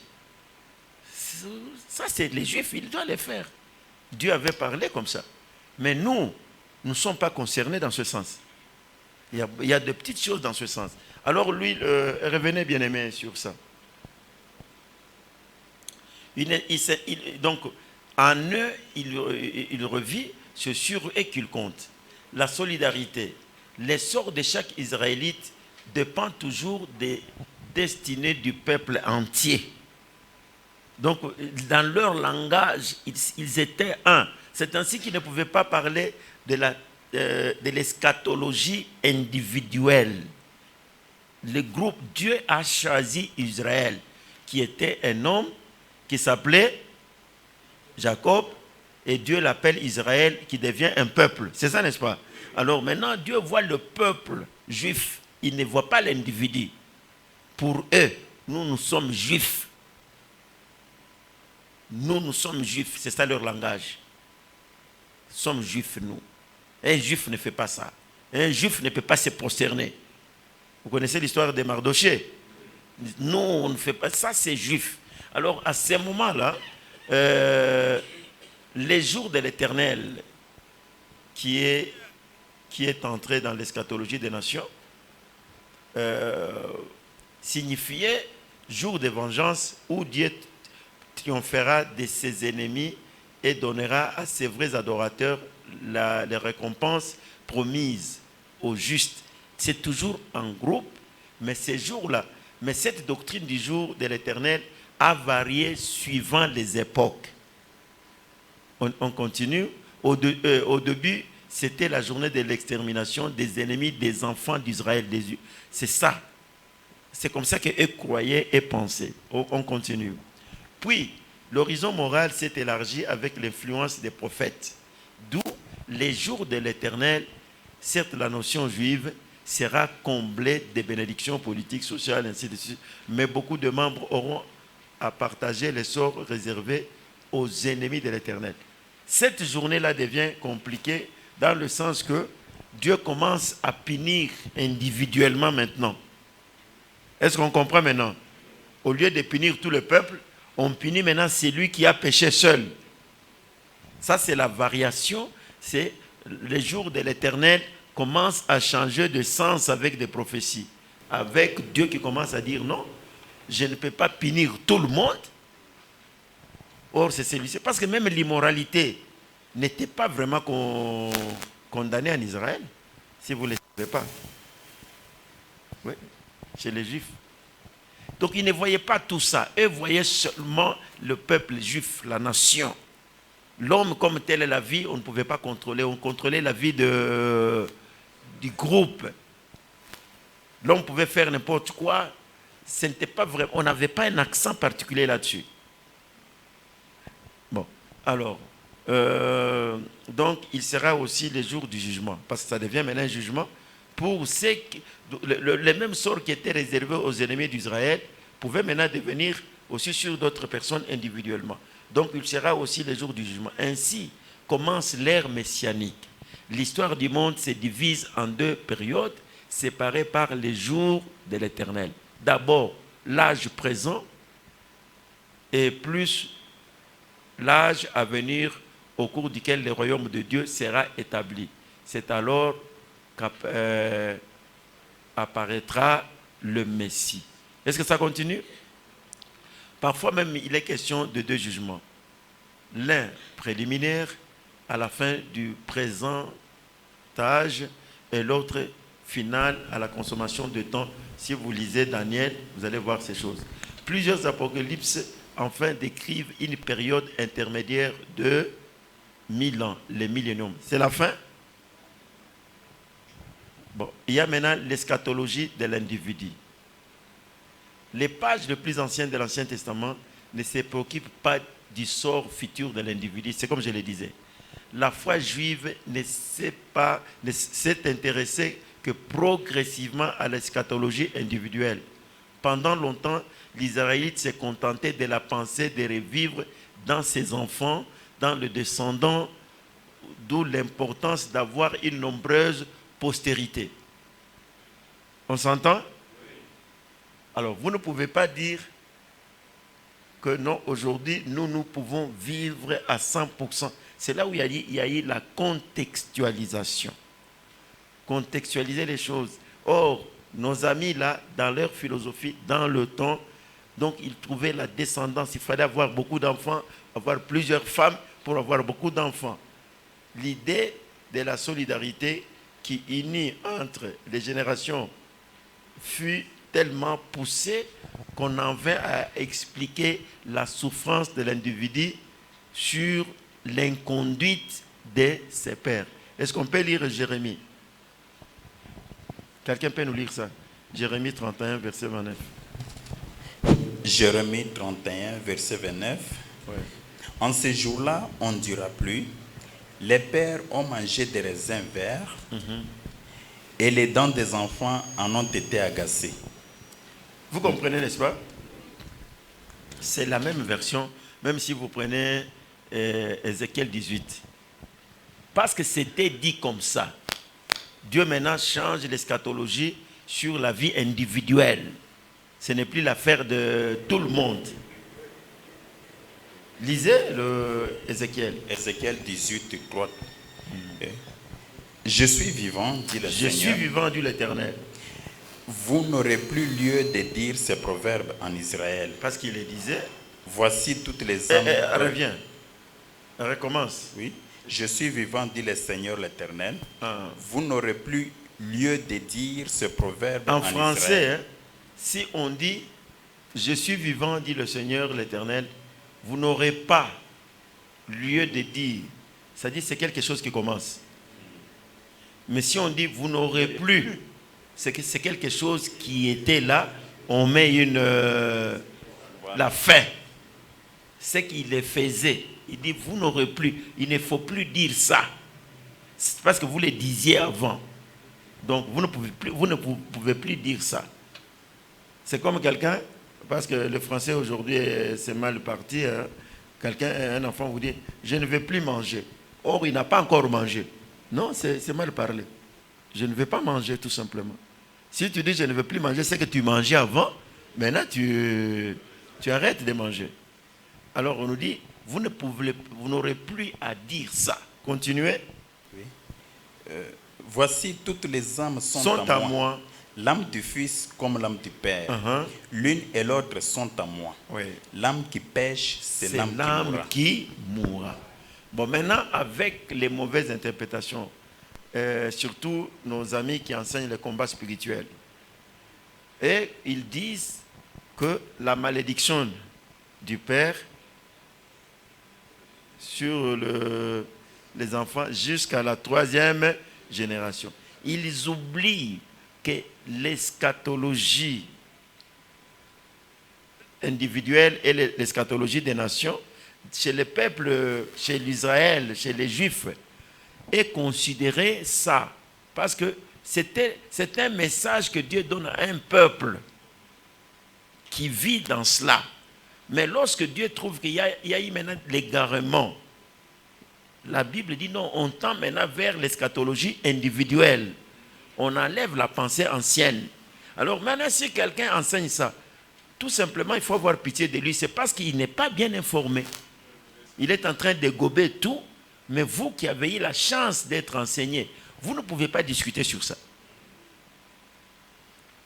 Parce que ça a été signalé déjà dans l'Ancien Testament, et dans le Nouveau Testament, Jésus dit, c'est lui qui croit en moi, il devient une nouvelle créature. Donc il y a une rupture réelle.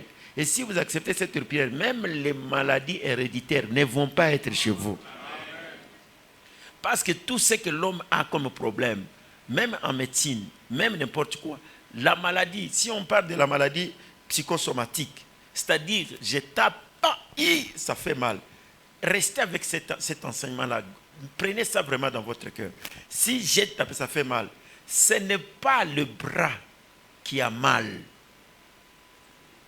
C'est la pensée qui a eu l'information à partir des nerfs qui ont été touchés.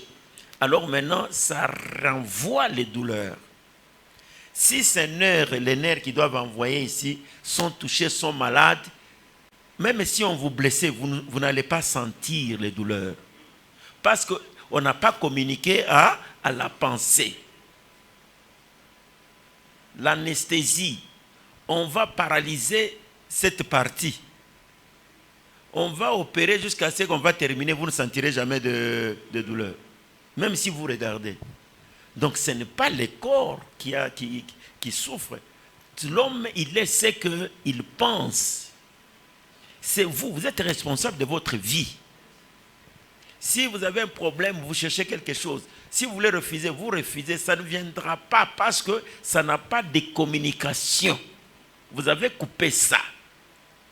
Alors c'est ainsi qu'on nous dit que l'âme qui pêche, c'est l'âme qui mourra.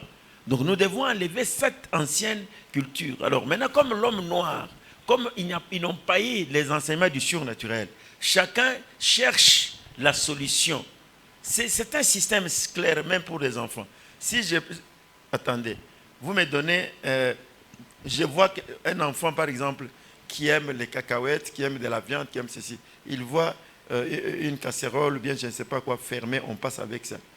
Mais il ne connaît pas ce qui est dedans. Ce n'est pas parce que vous avez fermé que sa tête ne va pas commencer à se débrouiller. La tête, la voix dit non. Papa ici, il a mis de la viande là. Même si ce n'est pas vrai. Non, ce sont des cacahuètes. Non, il va commencer à tâtonner. Et cela, ça va le pousser même à aller ouvrir, voir. Mais si vous avez ouvert, c'est-à-dire, son esprit ne va plus commencer à s'agiter, chercher, parce qu'il a déjà l'information. Alors, notre corps fait la même chose. Il faut amener. Je vous ai dit que si vous avez besoin de quelque chose et que vous la mettez dans votre tête, c'est ce que Jésus disait, à celui qui a, on donnera. Si vous avez ça ici, les ondes vont se débrouiller. Tout ce que vous cherchez se trouve dans la nature ici. Même les relations. C'est ainsi que nous avons dit que quelqu'un peut réfléchir et quelque chose, et la chose arrive après. Donc vous êtes en train de dégager les ondes qui doivent vous amener ce que vous cherchez. Alors si nous avons les ondes artificielles d'attaque de ceci, qui ne trouvent pas une base d'action, une connexion avec vous, on dit que c'est comme les démons, ils vont circuler, comme ils ne sont pas les bienvenus chez vous, ils vont faire quoi? Ils vont rentrer. Donc n'acceptez pas ce que vous ne voulez pas. Les attaques, vous les aurez, les problèmes, vous les aurez. Mais pour que ça puisse avoir les sièges, s'asseoir, c'est lorsque vous dites « Caribou ». Est-ce qu'on s'entend bien? Si vous approchez, ça viendra, ça va s'asseoir. Si vous dites non, ça va s'arrêter. Pourquoi? Parce qu'il n'y a pas de connexion, il n'y a pas de contact. Alors dire aux gens que non, ce sont les péchés de père, de fils, tout ça. Quelqu'un qui a vu, alors il croit à cela, et certainement il faut couper les liens. Quels liens? Si vous commencez à couper les liens, alors vous allez les couper éternellement. Mais à un moment donné, vous allez vous fatiguer parce que c'est une fausse doctrine qui n'a pas un soubassement solide. Moi, je ne peux pas payer les péchés de mon arrière-grand-père que je ne connais même pas. J'irai en prison pour lui. Vous avez une question, pasteur? Oui. Nous sommes dans l'eschatologie, il ne faut pas sortir de là. Oui, toujours dans l'eschatologie. Bon, si nous prenons par exemple les versets qui disent que pour les péchés, Dieu est un Dieu jaloux, dans Exode, c'est le 10 commandements là, Exode 20. Dieu est un Dieu jaloux qui punit pour les péchés des pères jusqu'à des enfants, 3e, 4e génération. Et nous arrivons dans Jérémie 31 qui dit les pères ont mangé des raisins, ce sont les enfants qui en sortent avec les dents agacées. Oui. Et dans Ézéchiel, il dit que c'est l'âme qui a péché, c'est celle qui mourra. Comment vous pouvez nous expliquer? Ce n'est pas moi qui dois vous expliquer, ça vous devez connaître. Parce que j'ai dit ceci, cherchez d'abord le contexte. Nous avons donné 2 versets. Remettez sur le verset qu'on a lu là. On dit, je ne vais plus entendre en Israël ces proverbes-là qui disaient que les pères ont mangé de raisins verts et ce sont les enfants qui en ont eu des dents agacées. Dieu dit, je ne veux plus entendre ça. C'est-à-dire, ça se disait.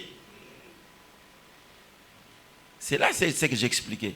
Mais Dieu dit maintenant, si je ne vais plus entendre ça, maintenant je donne de l'ordre. L'âme qui pêche, c'est l'âme qui mourra. Je ne vais plus entendre parler de ça. Alors lorsqu'on dit qu'il y aura, la malédiction peut aller jusqu'à la 3e, 4e génération, les versets terminent par dire de ceux qui me haïssent. Alors maintenant, pourquoi? Parce que cette génération-là n'a pas été sécurisée. Parce que l'âme qui pêche, si toi tu es d'une mauvaise génération, les parents sont comme ça, comme ça, comme ça, mais tu sors de là, tu crois en Jésus-Christ, tu n'es plus condamné par ces affaires-là. Donc, mais ceux qui sont là, ils sont condamnés parce qu'ils n'ont pas aimé, ils ont haï le Seigneur. Alors, mais toi, tu n'es pas. Ici, nous ne parlons pas des païens, nous parlons de nous qui avons cru au Seigneur.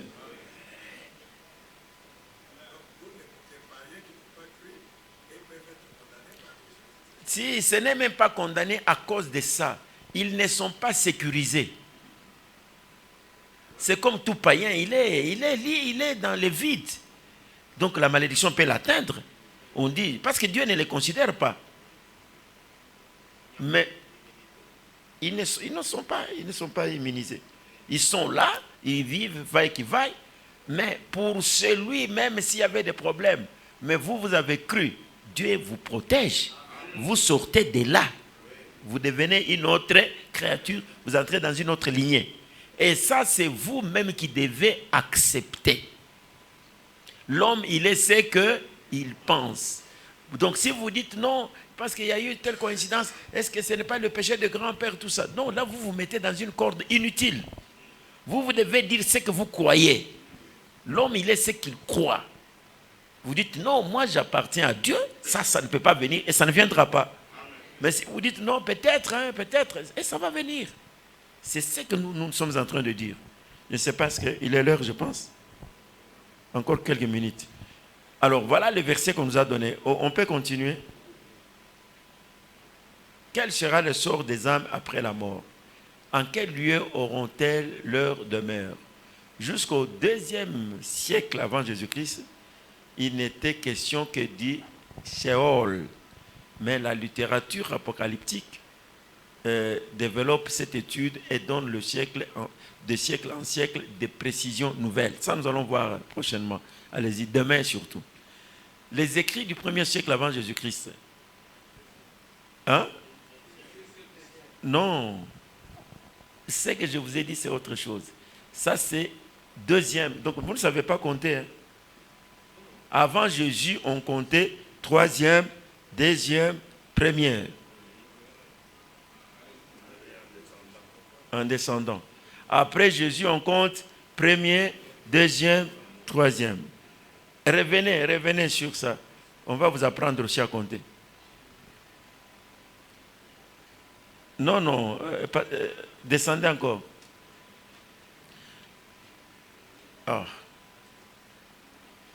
Continuez. Allez-y. Quel sera, revenez. Quel sera le sort des âmes après la mort? En quel lieu auront-elles ceci? Jusqu'au 2e siècle avant Jésus-Christ. Vous comprenez? Lorsque nous quittons ici, nous serons au 1er siècle avant Jésus-Christ. Jusqu'au 2e siècle avant Jésus-Christ, il n'était question que du Sheol. Mais la littérature, ainsi on continue. Allez-y. Maintenant, les écrits du 1er siècle, nous avons quitté le 2e siècle, nous sommes maintenant au 1er siècle. Ça évolue, n'est-ce pas?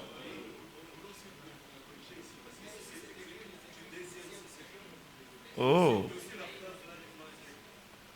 Alors, il y aura peut-être des problèmes. Je vais voir. On évalue. On va voir ça après.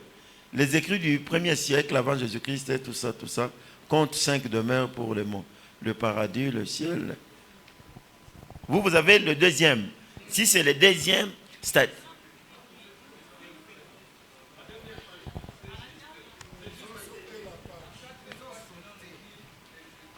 Ils ont sauté.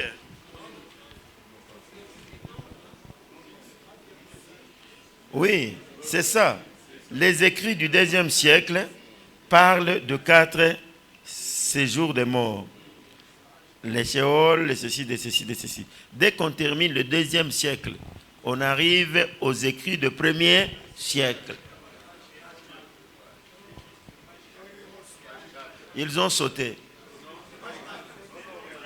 C'est écrit là. Oui, c'est ça. Oui, c'est ça. Ça, c'est la c'est la dernière page. Oui. Alors, si on revient sur... C'est l'écran qui a sauté. Ce ne sont pas eux. Ils ne sont pas responsables.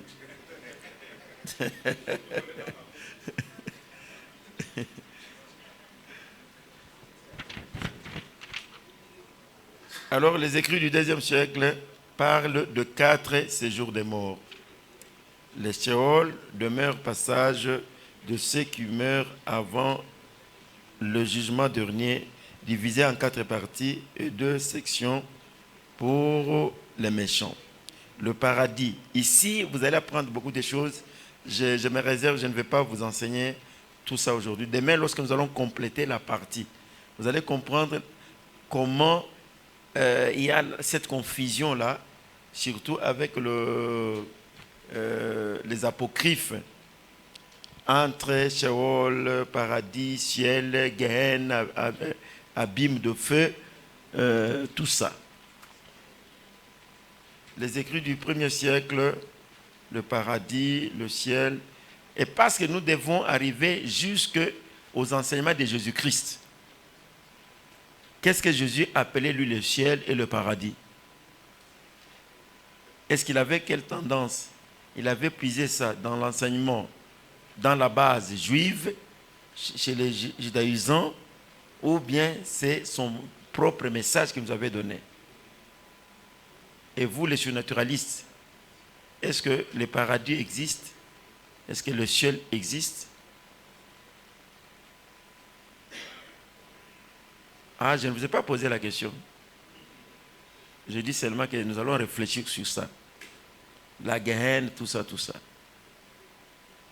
Avant de passer maintenant, lorsque nous allons considérer les milléniums, pour voir maintenant, revenir sur les questions que j'avais données. Est-ce que l'enlèvement, le retour du Seigneur sera considéré comment? Alors, avec ces enseignements, ça va d'abord vous aider vous-même à vous équilibrer et ensuite à comprendre qu'il y a du n'importe quoi. Avec l'enlèvement de l'Église, ceci, Jésus revient bientôt, tout ça, vous devez être bien équilibré. Nous avons choisi ça, pas comme un cours de l'eschatologie, mais comme l'exemple dans l'interprétation. Pasteur, vous avez une question à poser?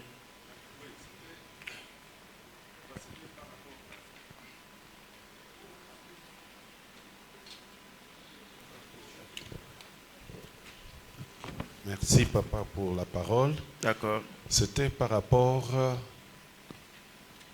au verset d'Ézéchiel, là, dit « L'âme qui pêche, c'est l'âme qui mourra ».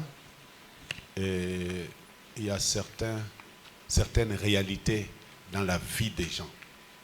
Quelqu'un qui est dans l'église, qui a déjà cru, mais qui vit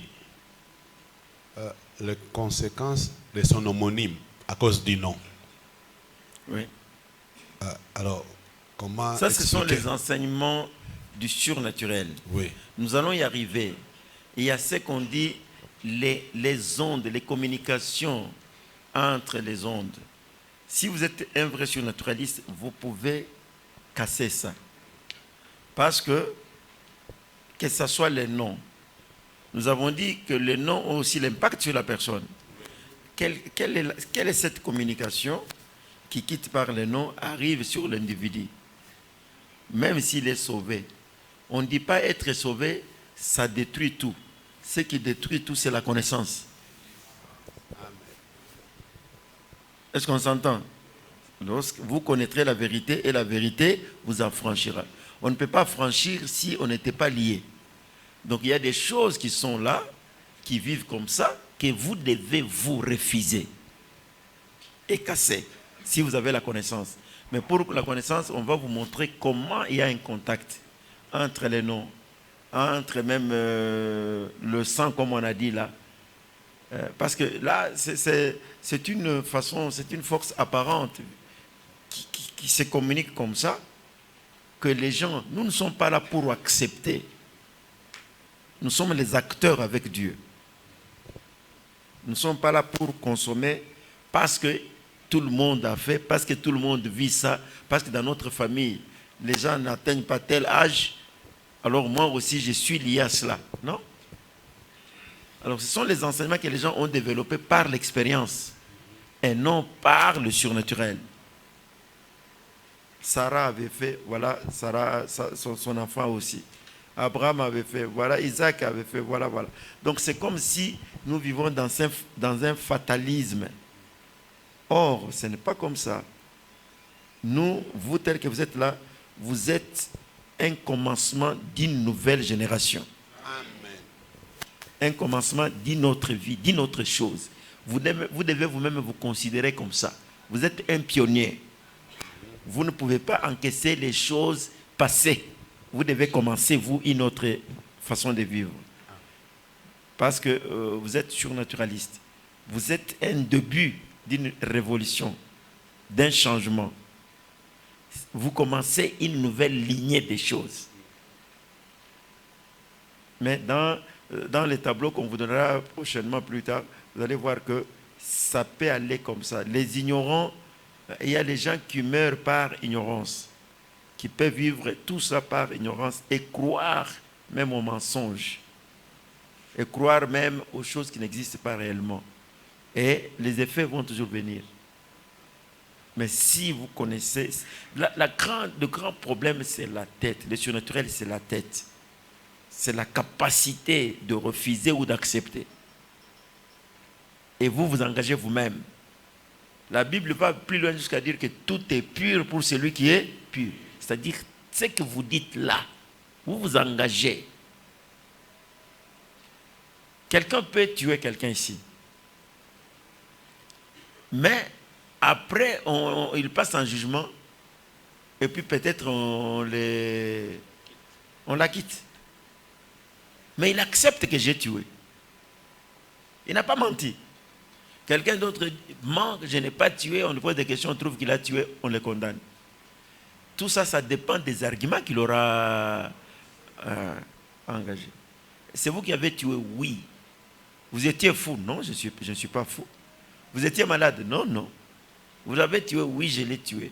Et vous avez des raisons, oui, j'ai des raisons. Pourquoi vous l'avez tué? Maintenant, il dit non, écoutez, moi j'étais comme, c'est un exemple que je donne. Je vois le monsieur, bien il avait une arme blanche ou bien un fusil ou quoi. Je vois une balle qui me passe à l'oreille.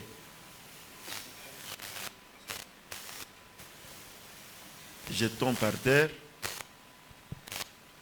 J'ai faim de mourir. C'est un exemple que je donne. J'ai faim de mourir, je reste par terre. Alors, il vient pour m'achever. Cette fois-là, avec un couteau. Je me suis dit, si je me laisse faire ici, c'est ma fin. C'est ainsi que j'ai rebondi. J'ai pris le couteau qu'il avait. J'étais plus fort que lui. Il y a des témoins, vous pouvez poser la question, il y a des caméras, il y a tout. Ce n'est pas moi qui l'avais attaqué. Lui voulait me ravir, je ne sais pas quoi. Alors quand j'ai vu que si je lui donne l'occasion, c'est lui qui va me tuer. C'est comme ça que je l'ai poignardé. Et c'est fini. Il a donné les arguments. Le problème n'est pas de tuer, le problème est quel argument? Qu'est-ce que vous avez défendu? Alors vous, c'est la même chose. Les choses peuvent aller comme ça dans la vie. Mais vous, c'est à vous de dire, ça je refuse. Pourquoi? Vous donnez votre argument. Moi, je suis une nouvelle créature. Je suis maintenant dans le sang de Jésus. Je ne suis plus de cette lignée de péché. Moi, je n'avais pas péché. Et je vous ai dit que votre tête ici, c'est que vous arriverez là. Lorsque quelqu'un dort, vous n'allez pas vous reposer, qu'on ne vous trompe pas. C'est le corps qui se repose, mais le cerveau, la tête continue toujours à fonctionner. Cette machine ne s'arrêtera jamais. Alors cette machine fait la ronde. C'est de là où sortent des rêves, c'est de là où peut-être on ramasse n'importe quoi. Et maintenant, tout ça, ça arrive, ça vient. Mais c'est vous, par la conscience, qui devez maintenant tamiser, consommer ce que vous voulez et jeter ce que vous ne voulez pas.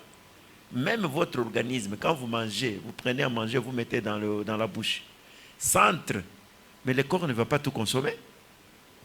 Ça va entrer quelque part, ça entre dans ceci, il y a eu le mélange selon les médecins, ça va aller, ça entre dans l'intestin, ça récupère ce qu'on peut récupérer, et les déchets, on jette. Ce n'est pas parce que vous avez mangé, peut-être vous mangez des choses qui ne vont vous servir à rien. Ça dépend de quoi vous avez mangé. Vous avez rempli seulement le ventre, mais vous n'avez rien eu. Hein?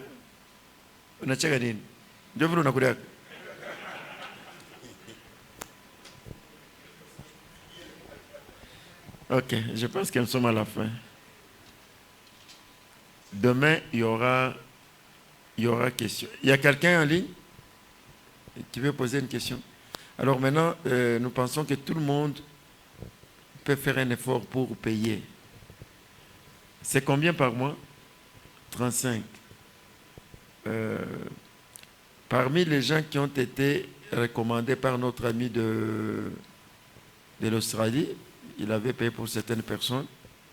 Je vais demander que vous veniez, je vais vous donner les coordonnées, d'abord pour le remercier et lui dire qu'on doit payer maintenant le Minerval du mois que nous avons consommé. Ceux qui savent ça, vous pouvez avoir votre délégué, je vous donne les coordonnées. Il y a 5 qu'il a pris en charge qui sont en Boujma, il doit faire la même chose. Il y a 7 qui sont ici. Donc il avait pris 12 personnes en charge. Parce que si vous ne donnez pas votre Minerval, donc c'est vrai, après cette semaine, vous ne viendrez plus au cours. Or, les grandes choses commencent. Donc vous n'avez rien fait. On vous considère, vous allez recommencer encore l'année prochaine. Donc l'autre promotion. Ici ce n'est pas l'église. Ici, c'est à l'école. Le Minerval, les systèmes de l'école, les punitions, tout existe ici. À l'église, non. Vous payez, vous payez. Vous n'avez pas payé, on ferme la porte. Si vous êtes connecté sur un lien là-bas, on vous bouche. Vous n'aurez plus le temps, même si vous ne venez pas, vous ne pouvez même pas suivre. Parce qu'on doit fonctionner, il y a des choses. Voilà, comme aujourd'hui, on n'avait pas de l'encre. Voilà. Il y a certains qui n'ont pas reçu les syllabus. Il y en a? Il y a quelqu'un qui n'a pas eu? Ok, vous allez nous laisser vos numéros sur place, vos numéros d'étudiants, et nous allons imprimer pour vous. Et dès demain, on va vous les donner. Ils ne sont pas nombreux, c'est pas un nombre de 4 ou 5. 4 ou 5. Oui.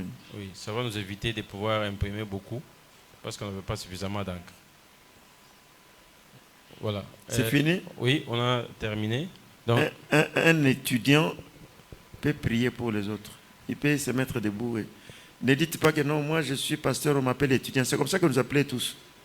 Même si vous êtes bishop, ici vous êtes étudiant.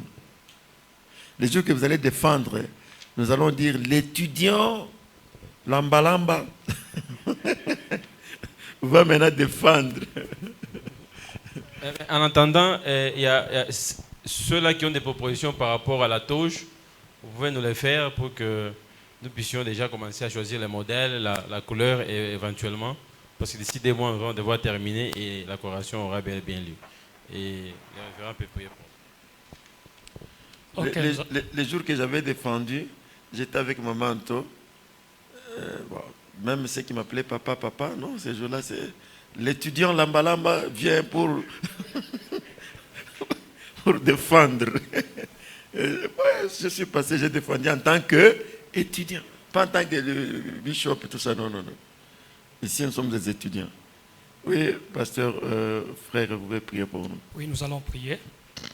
Éternel notre Dieu, nous te sommes infiniment reconnaissants pour ce temps de formation. Nous recommandons maintenant le chemin de retour de tout un chacun de nous sous la mouvance du Saint-Esprit. Nous boutons dehors tout esprit de mauvaise interprétation au nom de Jésus-Christ de Nazareth. Seigneur, nous recommandons même la séance prochaine sous l'ombre et la direction du Saint-Esprit au nom de Jésus. Amen.